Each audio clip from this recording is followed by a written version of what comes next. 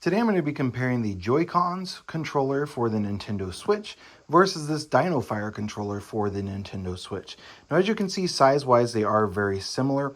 One of the biggest things about the Dinofire that's different from these Joy-Con controllers is how big your hands, or how big the bottom parts of the controllers are, where your hands are actually going to sit while you're playing.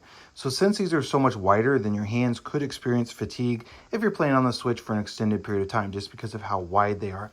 If you look at the bottom of the Joy-Con grip here for the Joy-Con controllers, it is much smaller, so it's not as wide. So your hands can easily rest on it like this, rather than on this where you can't really rest on it. You really have to be gripping all of the way around on this Dinofire controller.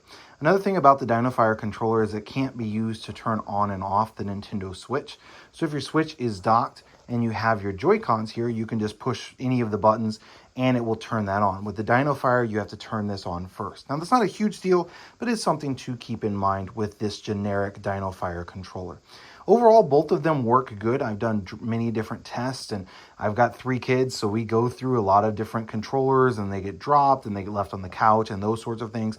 And both the Dinofire and the regular Joy-Cons have held up well over the last few years since we purchased the Switch console. So both of them are extremely good in terms of reliability and in terms of durability as well. Now, one last thing I wanted to mention about the Joy-Con is that you can quite literally just take them off of this little dock for them and put them into the sides of the Switch console to charge them. So you don't have to worry about actively plugging them in like you do with the Dinofire controller.